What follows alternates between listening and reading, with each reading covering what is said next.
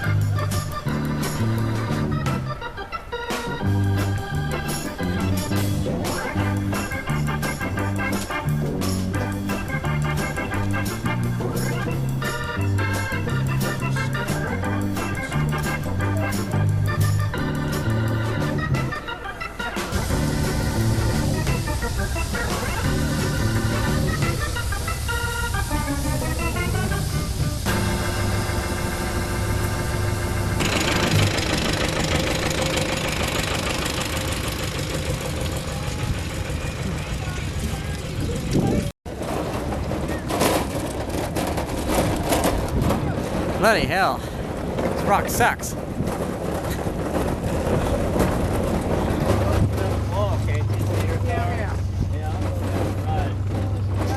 Sorry.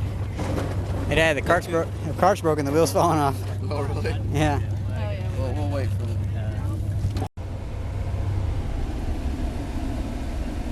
Yeah. Well Daddy, thanks for taking me to the Steam Engine Festival. It's a pretty open stretch out here.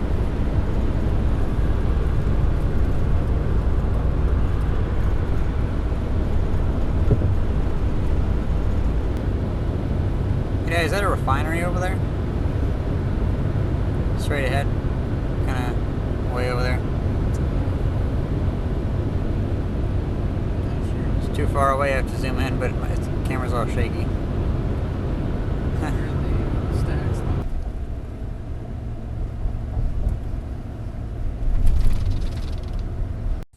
So we're at the guy's house to pick up those 3-wheelers, and look at this.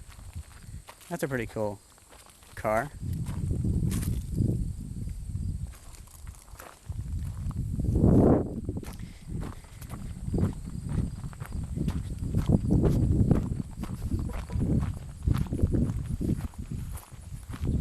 These are the 2 3-wheelers. Frozen? Yeah, frozen. It's in pretty rough condition, so I might talk them down to $75 a piece.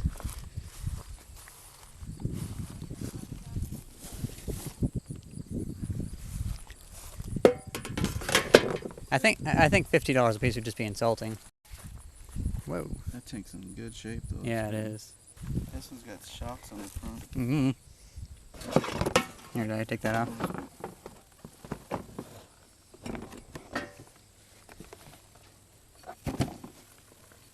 This one seems to be frozen also.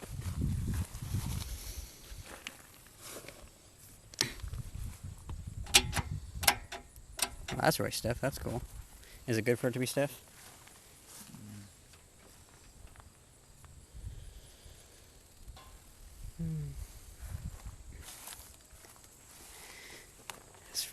Front shocks, interesting. So they both have tanks. In the picture they didn't have tanks, that's cool. You must have found, and that there, that's what we needed, the seat pan. Yeah. The plastic's kind of shot, but oh well, we can fix that. The back light's still on there. Do you think I should, so what do you think, 50 or 75? Well, watch out for the big spider. I'd just say, how low would you go? yeah, start out there and say, hey, you know. We didn't know the engines were seized. Yeah, just say, yeah, they didn't know that they were seized. It looks like this tire still holds air. Yeah, it's holding air. That's good. Watch out, there's a big spider or something underneath there. They're locked up.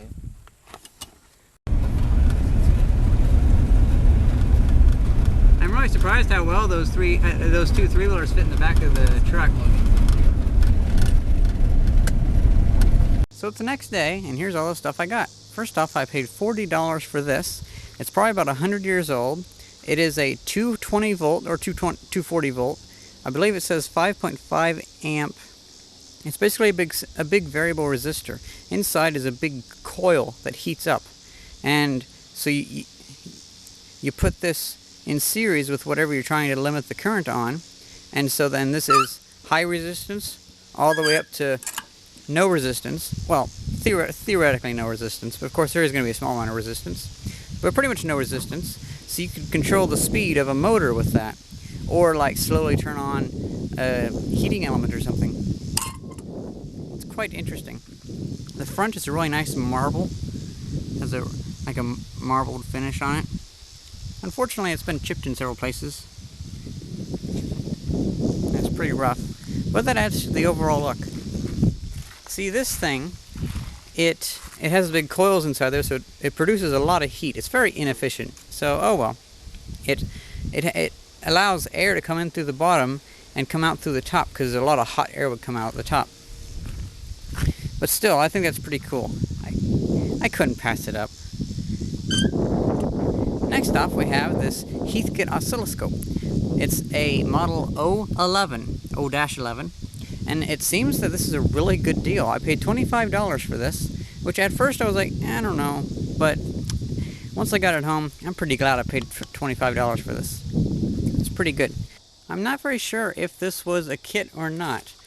I assume that pretty much all of Heathkit's products were sold as kits optionally, but it looks like this was advertised as only a pre-made laboratory-grade oscilloscope, so it's kind of interesting. But yeah, it seems to be very good quality. I can't wait to turn that on. Then over here, I got all these electron tubes. I counted them up. There's 100 electron tubes with a little motor. That's pretty cool. Looks like it's a little DC motor. It says it's for sound scriber, so that's probably like a record player or something.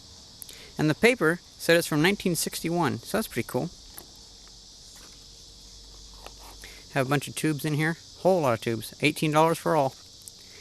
Now this tube is an older tube from like the 1920s or 1930s, and how they package the box, it's never been opened in like the past 80 or 90 years. Now that's pretty cool. And I got this with it. Color Bright. It's like a little transformer that brightens up your color television. That's pretty cool. But yeah, a bunch of tubes and stuff. I was trying not to buy any tubes, but you know what? Oh well. I kind of gave in and got some. But yeah, they're pretty cool. A lot of different variations and brands. Usually up till now I've only really had Silverstone or whatever they're called, because I just bought one big television repair kit that had a bunch of Silverstone in it. But now I have pretty much every brand I know of. I also got some of these. Some little lights. They're little tiny light bulbs. I think they still make these same ones now though. But oh well. I got this bottle for $2.50. Looks kind of like an alchemical bottle. I'm going to fill it with something that glows under ultraviolet light, and then I'll make a base with some UV LEDs in it to make it glow as like a nice night light. Then I have these 4 spark plugs. I have this one, which I got for $3 because it's in pretty crusty shape. This is a split dwarf. Now this is from about 1915, so it's almost 100 years old. These are for Model Ts, Model T cars. Ford Model T, I mean. It's pretty interesting. Now this actually comes apart right here. You can see that seam right there. You're supposed to be able to pop this top part off in order to clean the inside. Unfortunately, this is in really crusty shape, and that porcelain green part has a lot of fractures through it, just all over it. They're kind of hard to see, but I'm afraid that if I try to unscrew that, it'll just fracture the top part. Oh well. I also got these for $6 a piece. They're Champion spark plugs, probably from the 1940s or 50s or so, with an asbestos ring, I think.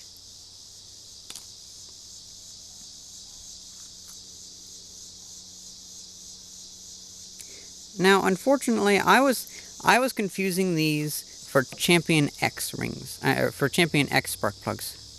And Champion X spark plugs sell for like $50 a piece. That's why I was like, oh, $6 a piece, I'll get 3. But, oh well, I still got a good deal. $6 a piece isn't bad. He was actually originally wanting, the guy that was selling these was really wanting $8 a piece, but I offered 3 for $20 and he took it. And finally we have another Sunbeam T20B toaster. It's an auto toaster. So whenever you put toast in, it automatically turns on. And when it gets hot enough, it automatically turns off. Pretty awesome. Unfortunately, I didn't come across any NES games or anything that had in their boxes, and I was really hoping to find some Nintendo 64 games, but I just settled with these. I got Kung Fu Heroes for $4, and Rampage for $4. Not counting the little cases that come with them. But yeah, I'm really happy about this. Pretty awesome. Now I'm going to go over to my dad's house and help him unload the three-wheelers.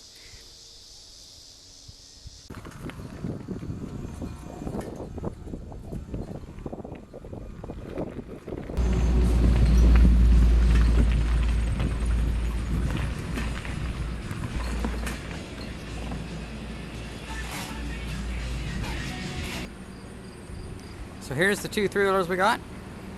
And I was able to talk the guy down from $200 for both to $160 both. So I only paid $80 per three-wheeler. And of course my dad paid one, so I only paid $80. Pretty awesome. Well, I'm pretty happy about my purchase. I only spent about $200 that entire day. Hope you guys enjoyed this video, and thanks for watching. See ya!